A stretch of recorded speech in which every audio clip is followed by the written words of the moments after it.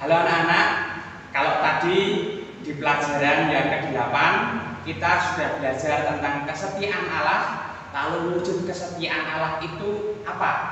Nah, kita yang kali ini kita akan mempelajarinya dalam pelajaran yang ke-9, yaitu harapan akan datangnya Mesias. Apa itu Mesias? Dan siapa yang pernah menubuatkan? Pasti kalian ingat. Karena itu mari kita lihat. Sebelum kita masuk kepada membahas tentang Mesias, Frater mau mengingatkan lagi tentang tabiat orang Israel itu seperti apa. Ingat ya, lihat di sana. Frater menempatkan yang di sana itu ada gambar. Itu mengingatkan kita akan umat Israel yang pulang dari Mesir, dari perbudakan Mesir. Jadi dulu ketika bangsa Israel itu kelaparan, mereka mengungsi ke Mesir sampai berpuluh-puluh tahun, bahkan sampai beranak pinak di sana, lalu menjadi bangsa besar. Nah, karena sudah menjadi bangsa besar dan Firaun, raja Mesir itu khawatir bahwa mereka nanti akan justru menguasai Mesir. Akhirnya bangsa Israel yang sudah beranak pinak banyak itu dijadikan budak dan akhirnya mereka menderita. Di dalam penderitaan itu Allah datang melalui perantaran siapa? Nabi Musa. Nah, itu ya, kalau dilihat di sana itu adalah Nabi Musa untuk menyelamatkan bangsa Israel dari perbudakan Mesir kembali ke tanah terjanji, yaitu di tanah Palestina itu. Jadi ketika dalam perjalanan pulang itu, bangsa Israel itu memiliki perjanjian dengan Allah. Isi perjanjiannya di akhir pelajaran 8 Frater sudah menjelaskan. Intinya adalah karena Tuhan Allah itu setia dan mengasihi bangsa Israel, maka bangsa Israel wajib untuk setia pula kepada Allah. Kesetiaan ini adalah tema pelajaran kita yang ke-8 sebelumnya. Nah, karena jika bangsa Israel setia kepada Allah, maka Allah akan mendatangkan atau mengaruniakan apa? Kalau ingat, mengaruniakan berkat. Tetapi sebaliknya, kalau bangsa Israel itu tidak setia, maka yang didapatkan adalah kutuk atau bencana atau musibah. Nah, ini ya, ini perjanjian bangsa Israel dan Allah mengikat perjanjian. Pada intinya Allah itu setia, tidak pernah berubah, tidak seperti manusia atau bangsa Israel yang selalu berubah, dan Allah itu selalu melimpahkan keselamatan. Lalu lihat, ketika mereka keluar dari Mesir, dia harus ke tanah Palestina. Mereka harus menyeberang Sungai Merah. Nah, itu gambar ketika Nabi Musa membelah Laut Merah. Nah, tetapi meskipun mereka sudah keluar dari Mesir lalu menyeberang, mereka itu harus berputar-putar ke wilayah padang gurun sebelum masuk ke tanah Palestina. Berapa lamanya mutar-mutar itu sebelum sampai ke tanah tujuannya, tanah perjanji? Ada 40 tahun yang harus mereka lewati. Memang sangat wajar, 40 tahun bukan waktu yang singkat, apalagi sebagian besar itu dihabiskan di padang gurun yang panas, tidak ada hijau-hijauan. Lalu apa yang terjadi? Mereka suka mengeluh ketika mengalami kesulitan hidup. Ya, mengeluh gak ada air, mengeluh gak ada makanan. Kemudian berontak kepada Musa yang waktu itu memimpin, kok kamu ini toh membawa kami ke padang gurun, mungkin kami tetap tinggal di Mesir sebagai budak, nggak apa-apa, yang penting masih hidup. Mereka sering tidak terima. Tetapi Allah lagi-lagi dia itu setia, lalu tetap mengasihani. Salah satunya apa? Ketika mereka meminta makanan, maka seperti gambar yang ada di sana, mereka apa? Mendapatkan hujan roti mana. Wah, hujan roti enak sekali ya, hujan roti ya ini. Mereka memunguti mana, roti mana itu setiap hari. Ketika mereka pengen makan daging, bukan stik yang didapat, tetapi apa? Burung puyuh. Wah, setiap hari ada burung puyuh yang bisa mereka makan untuk diolah. Lalu juga air juga demikian, Musa dengan perantaraan Musa air diberikan. Itu gambaran kebaikan Allah meskipun mereka sering mengeluh dan tidak setia. Tetapi ini kita sudah membahas berkali-kali, tidak tepat janji itu salah satu sifat dari bangsa Israel sehingga sering meninggalkan Allah. Coba lihat gambar yang di sana, kamu pasti pernah melihat ya, itu mereka menyembah Baal dalam bentuk patung emas, patung lembu emas. Ya, itu bentuk ketidaksetiaan mereka. Sifat mereka itu gini, kalau diingatkan sembuh sebentar saja, tetapi nanti apa? Kumat lagi, nanti sembuh lagi, kumat lagi, dan begitu seterusnya. Coba lihat hidup kita, anak-anak juga seperti itu. Diingatkan sama orang tua, oh ya baik pak, ya baik bu, maaf pak, ya. Tapi nanti diulangi lagi, nanti diingatkan lagi, oke sembuh lagi, dan seterusnya seperti itu. Dan kita itu lemah sehingga memiliki sifat seperti itu yang digambarkan juga oleh bangsa Israel. Kemudian karena situasinya seperti itu, Allah mengasihi orang Israel dengan cara mengutus nabi-nabi. Tadi sudah dikatakan ya, dan mulai dari Nabi Musa, Nabi Elia, Nabi Yesaya, Amos, Ezra, sampai Nehemia yang kita pelajari sekarang. Tetapi Allah tidak cukup hanya mengirimkan nabi. Nanti pada suatu saat ini yang dinubuatkan oleh siapa? Yesaya yang akan kita bahas sekarang. Apa itu nubuatnya Yesaya? Ini dia, Nabi Yesaya dan nubuat tentang Mesias. Kedatangan Mesias itu dinubuatkan oleh Nabi Yesaya. Mesias itu apa? Dalam arti yang waktu itu dipahami oleh orang Israel, Mesias itu adalah orang yang diurapi. Gambarannya adalah seperti yang sebelah kanan itu, seorang nabi yang berdiri itu mengurapi seseorang yang diutus oleh Allah. Yang diurapi itu biasanya menjadi siapa? Menjadi raja. Contohnya siapa? Raja Daud itu juga diurapi. Dia awalnya hanya seorang gembala, badannya kecil, tetapi setelah diurapi dia disertai oleh Allah. Sebelum Raja Daud itu menggantikan yang namanya Raja Saul. Nah, Raja Saul itu juga diurapi oleh nabi.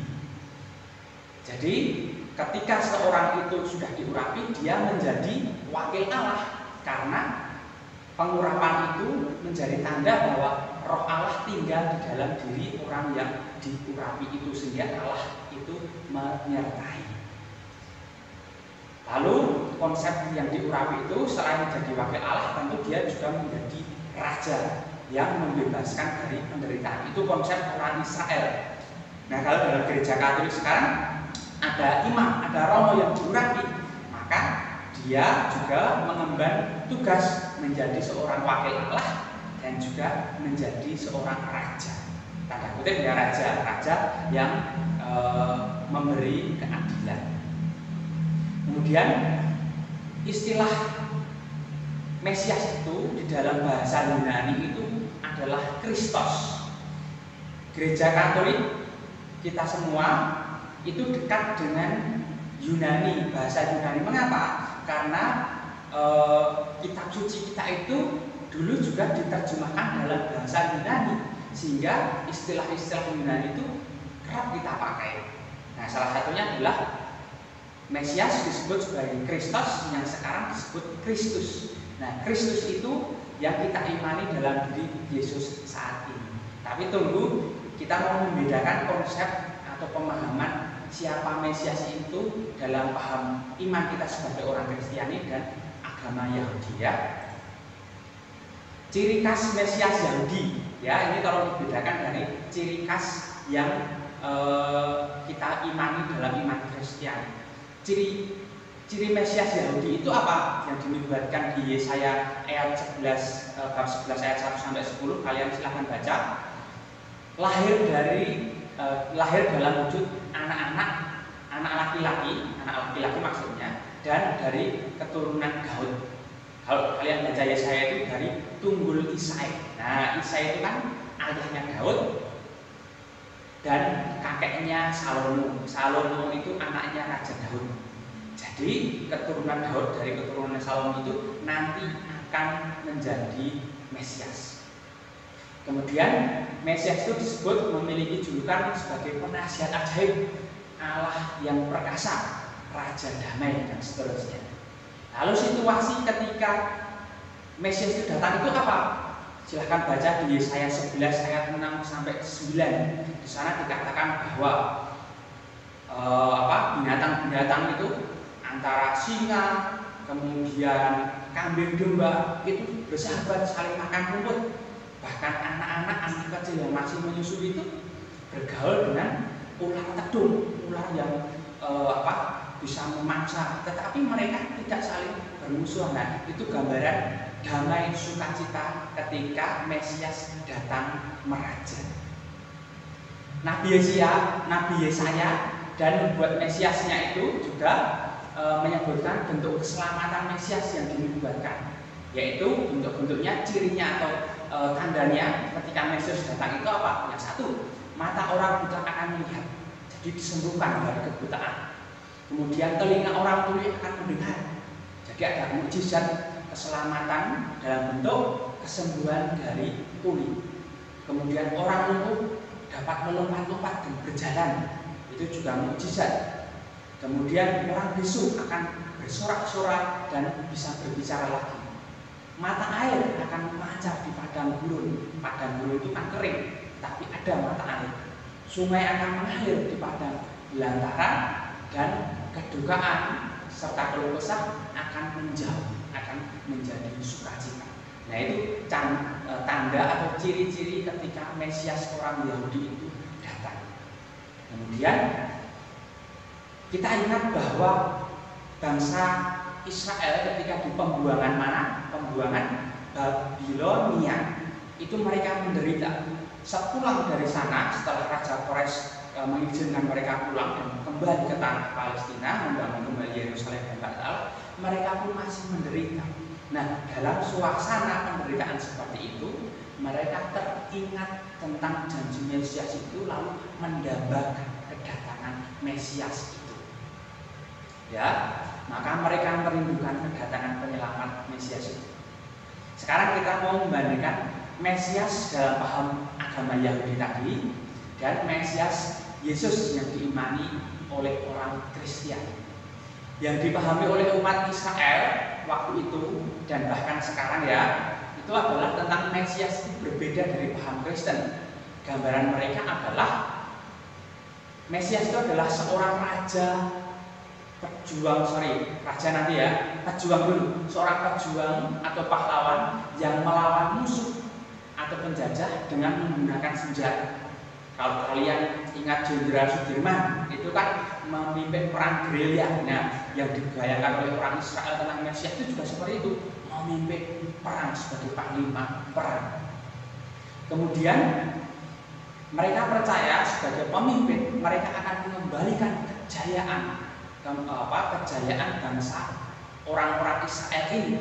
Kejayaan yang didambakan itu apa? Seperti ketika masanya Raja Daud. Memang ketika Raja Daud memimpin itu kemuliaan, kesejahteraan bangsa Israel itu datang.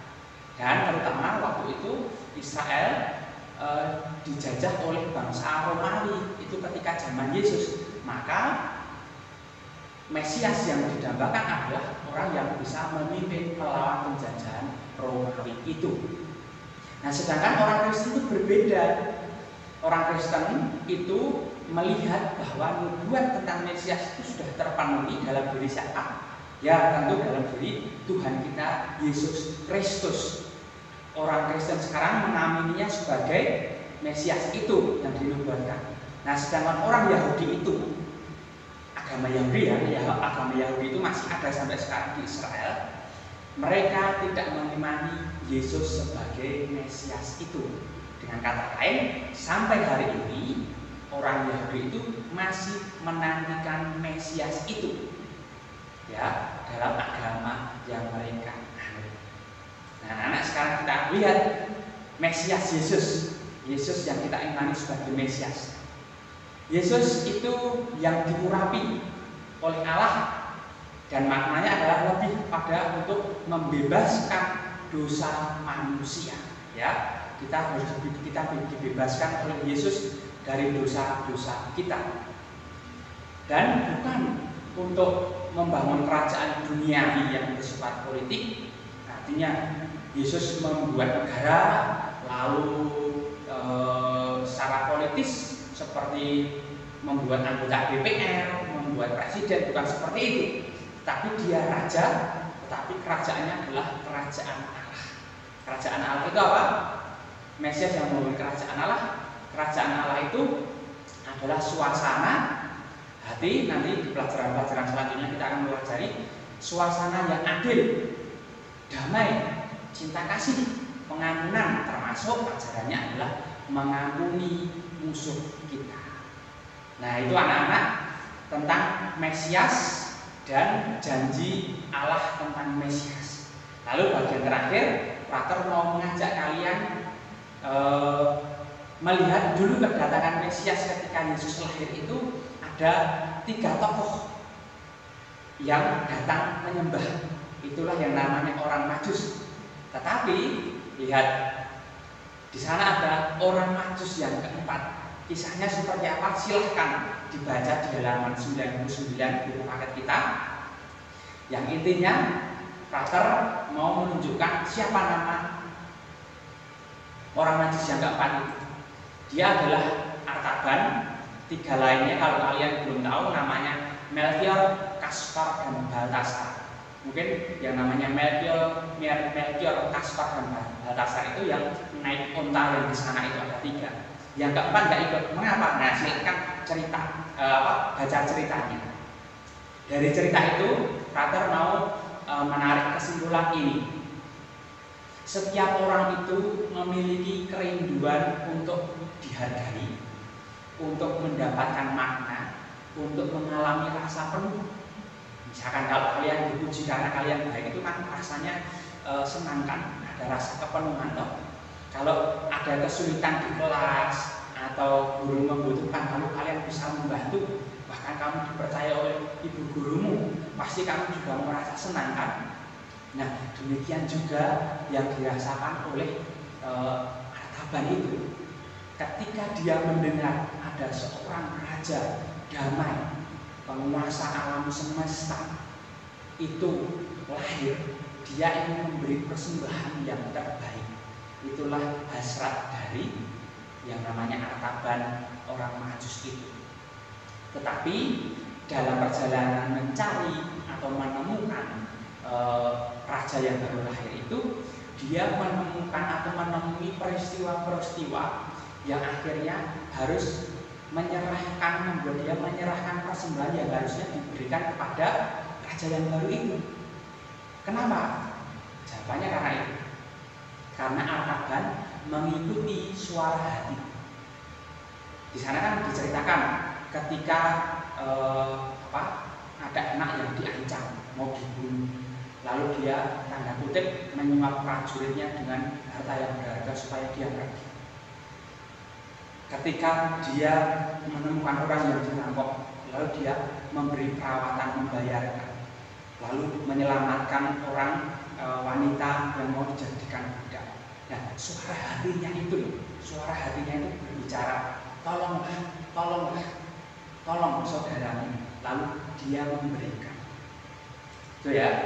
Demikian juga kita masing-masing memiliki kerinduan itu. Lalu makna pemberian itu yang diberikan oleh Artaban itu tadi sebenarnya sama dengan persembahan seandainya dia bertemu dengan Yesus langsung. Sama seperti 3 orang Majus di sana, mereka yang bertemu langsung. Dengan kata lain, Artaban itu dibesarkan hatinya. Kamu memberi persembahan pada raja baru itu dengan perbuatan-perbuatanmu itu dalam kehidupan sehari-hari. Nah, itu juga yang diajarkan kepada kita. Lihatlah di Matius 25 ayat 40, apa yang kamu lakukan terhadap saudaramu yang paling kecil, itu juga yang kamu lakukan kepadaku. Jadi anak-anak, ini janji Mesias kepada orang Israel untuk memberi kedamaian, dan kita diajak untuk seperti Ataban memberikan persembahan yang terbaik kepada Mesias dalam kehidupan sehari-hari kita. Sampai bertemu di pelajaran selanjutnya.